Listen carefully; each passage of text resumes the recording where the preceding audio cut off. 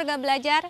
Bersama kami, inilah program Bahan Ajar Audiovisual yang diselenggarakan oleh Direktorat Pembinaan, Pendidikan, Keaksaraan, dan Kesetaraan Kementerian Pendidikan dan Kebudayaan Republik Indonesia. Kali ini kita akan melihat pembudidayaan kerang hijau. Bagaimana sih cara pembuatannya? Ikuti saya terus.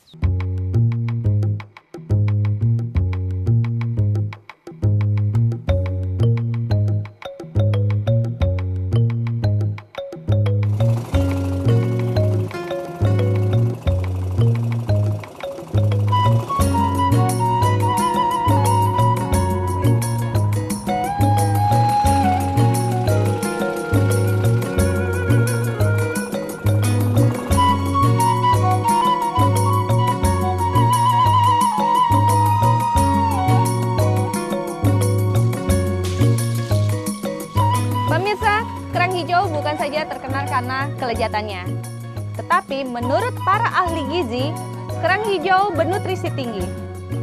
Nah pemirsa, kali ini kita akan membahas tentang pembudidayaan kerang hijau yang berada di Serang, Banten.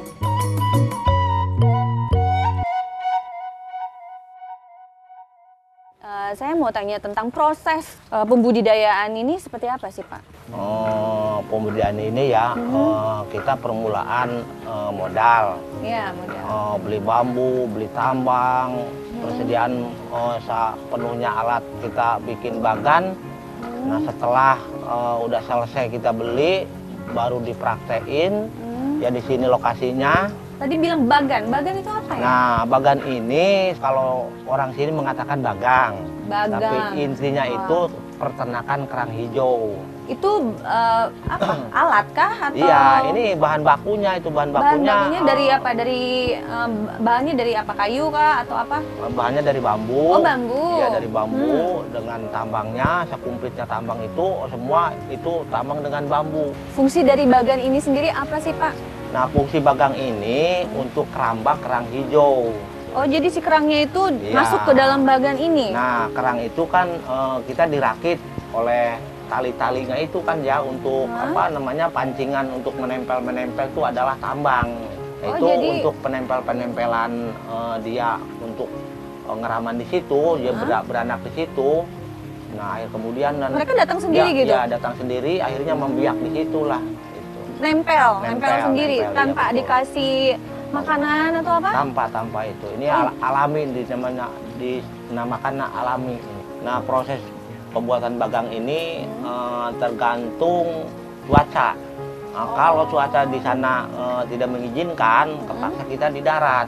Bikin di darat. Di darat. Nah, setelah udah selesai di darat ditarik. Cara membawanya? Cara membawanya ditarik semua. Ditarik?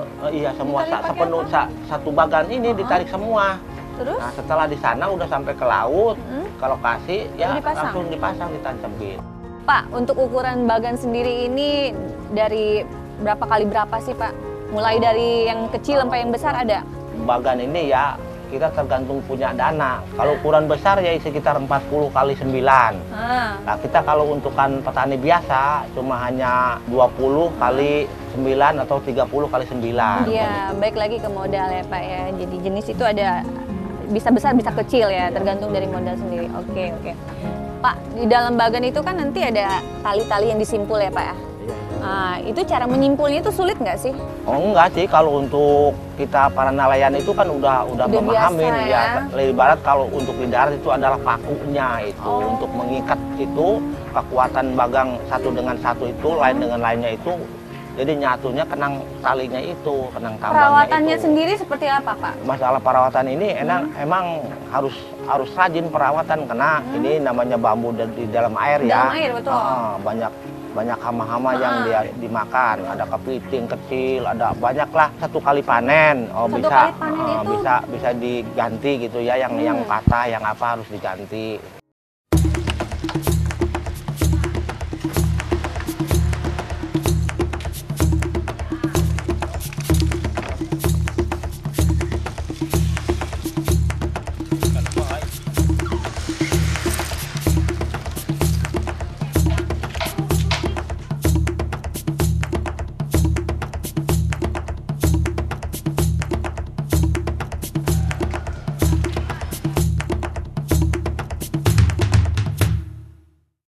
Nah, kalau misalnya si kerang sendiri ini jenisnya ada berapa macam sih, Pak?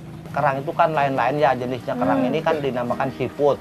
Seafood. Ada kerang darah, ada kerang bambu, ada kerang salju, ada kerang apa namanya itu, kerang batik, banyak sekali. Banyak. Nah, namun yang bisa dibudidayakan adalah kerang hijau.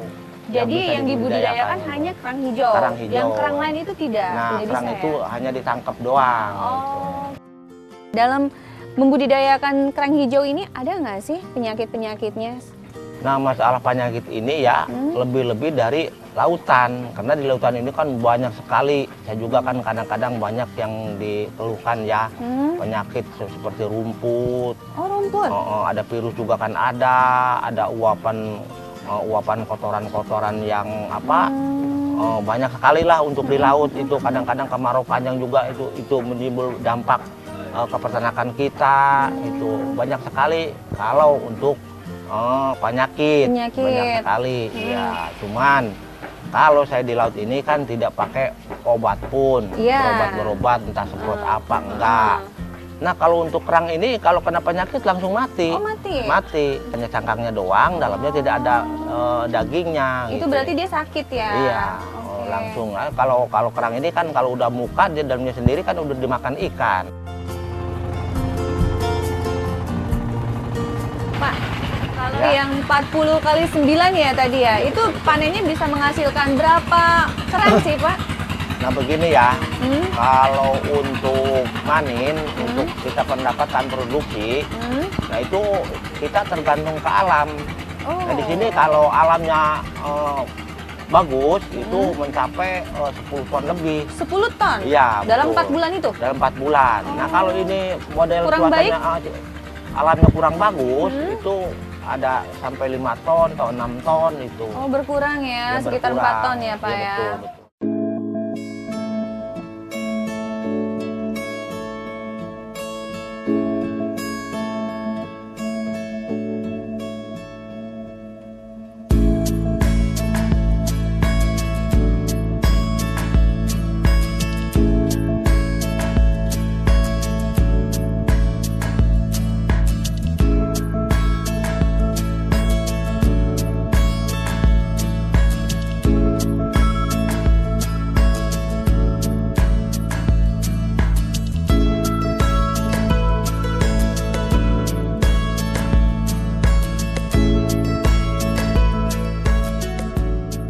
Nah, ini hasil panen. Ini berapa banyak nih, Pak? Nah, ini kalau untuk ukuran banyak sedikit ya. Oh, sedikit. Karena cuaca nggak sahabat dengan kita sekarang. Oh. Kalau biasa cuaca sahabat, ini Lebih paling sedikit, banyak lebih lagi. banyak. Oh, sampai 3 ton. Ini berapa nih, berapa? Ini ukuran paling ya 5 kintalan lah paling. Oh, nggak nyampe ton ya? Nggak nyampe. Pengaruh ya, Pak ya? Pengaruh sekali untuk budidaya laut gitu ya. Pengaruh Jadi sekali. semuanya tergantung alam, kembali Ya, lagi justru, ke alam ya. justru itu.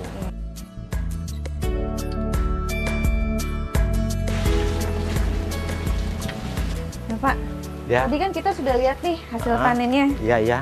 Nah, kalau untuk metode memanen sendiri ada nggak sih, Pak, caranya gitu? Oh ya, itu harus kita pakai metodenya seolah kan ada alat-alatnya untuk memanen. Alat khusus ya? Alat khusus Seperti itu. yang kayak... Nah, orangnya juga harus punya keahlian. Iya, keahlian. Nggak sembarangan orang bisa memanen kerang hijau. Nah, jadi yang tadi di sana itu sudah terlatih ya, terlatih, Pak, ya? iya. Terlatihnya berapa tahun lamanya lah berlatih untuk menyelam tanpa itu mereka alat. menyelam ya? Iya, menyelam tanpa alat itu. Wow. Alami lah, menyelam alami gitu. Jadi tanpa pakai kompresor, tanpa apa. Kalau di daerah saya begitu. Jadi itu untuk ngambil yang kerang-kerang tadi itu menyelam tanpa menggunakan alat sedikit pun? Tanpa. Wow, nafasnya luar biasa ya, Pak ya? Itu ya di situ kan udah terlatih. Terlatih gitu. ya. Jadi tidak sembarang untuk orang yang bisa justru mengambil tidak ini sembarang orang yang artinya memanen kerang hijau. Lain daripada di Jakarta gitu, dimana kan pakai alat. Kalau di sini enggak. Gitu. Pemirsa, luar biasa sekali tadi ya yang Bapak bilang. Ternyata para nelayan ini memanen itu tanpa menggunakan alat sedikit pun. Mereka menyelam, ya Pak ya, tanpa betul. menggunakan kompresor ataupun Tanpa, apa, benar-benar bernafas. Iya. Itu Berapa kedalaman, Pak? Ini untuk kedalaman 5 meter ya, untuk kedalaman. 5 meter dan tanpa menggunakan alat apapun, hanya dengan bernafas benar-benar alami, sungguh luar biasa. Nah Pak, proses setelah dipanen, setelah diangkut ini di kemana ini habis ini? Setelah kita manen, direbus. Oh direbus. Kadang juga dipretel untuk dijual mentahnya gitu. Ada yang mentah. Jadi seolah-olah melayani kita para konsumen saya gitu. Oh gitu. Jadi dia maunya apa gitu, saya layani. Berarti tempat perebusan juga ada ya? Ada, ya tempat perebusan ini kan tempat perebusannya tuh. Nanti kalau yang dilepas-lepasin itu di mana tuh? Ya itu namanya direbus. Direbus. Itu ada orang-orang tertentu ya? Ya ada orang tertentu banyak di sini karyawannya. juga. Iya banyak. Nanti saya bisa dong lihat. Ya silakan ke istri saya tuh. Oh ada istri Bapak di sana Iya, ya? iya. Oh iya, saya ke sana ya Pak? Iya, iya boleh. Oke. Terima kasih Pak. Ya.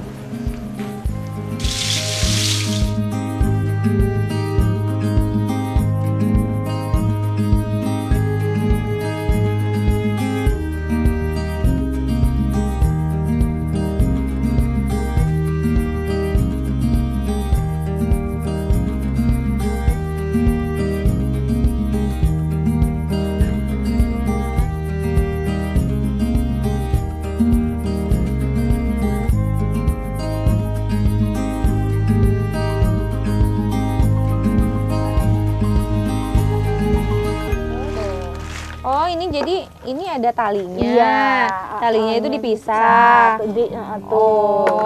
Diirisin tuh. Kalau saya pikir itu ini diambil dalemannya. Ya kalau direbus iya, ini kan jadi kita jualnya kan mentah, jadi kita ngambil praktisnya aja. Tapi ada gitu. juga yang diambil dalamnya aja. Ada sih, tapi sekarang kan lagi ininya tergantung pesanannya kan ya gitu. Kalau yang pesanannya pengen mateng dagingnya ya harus direbus dulu. Oh jadi ini juga bisa memang dalamannya tapi harus direbus dulu ya? Iya. Jadi kalau ini memang mentah? Mentah iya. Kayaknya dipisahin gini aja Bu. Iya. Bu ini kan banyak banget nih. Iya. Yang mengerjakannya berapa orang nih? Biasanya sih banyak, adanya mencapai 36 orang. Ini satu orang itu Bu bisa berapa kilo sih?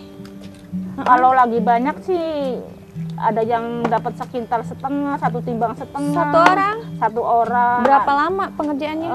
Jadi jam berapa ya? Jam 10 sampai jam 5, jam 4 lah, minimal jam 4. 30 orang itu dari mana saja Bu? Sekitar ibu-ibu orang sini. Nah ini kedang ini kan dikelola oleh koperasi. Oh koperasi. Iya. Nah terus ternyata saya yang menjadi ketua koperasi di sini. Oh jadi Ibu jadi ketuanya? Iya ketuanya. Bu, ini kan ada yang besar, ada yang kecil ini, Iya. ya kan? Ini nggak dipisah? Ya kalau yang gede, kalau ada yang pesen ya dipisah. Sekarang kan nggak ada yang pesen, jadi kita campur aja. Campur dulu. Tapi Iya. kalau ada yang pesen Kalau baru? ada yang pesen baru, kita kan jadi baknya tuh jadi 2, yang gede 1, yang kecil 1.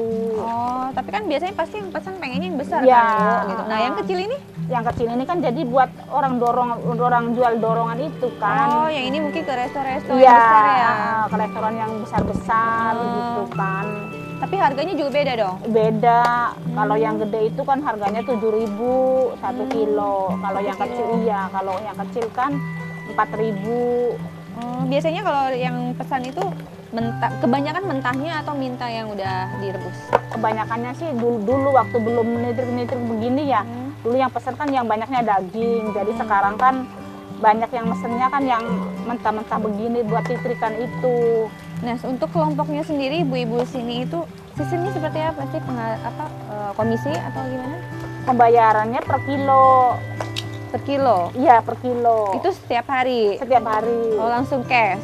Cash. Kalau udah mau pulang ya di kilo langsung bayar. Nanti saya ini kalau saya udah dapat hasil juga saya ini. Iya. Bisa di kilo dong? Iya bisa. Buat pulang ke Jakarta? Iya.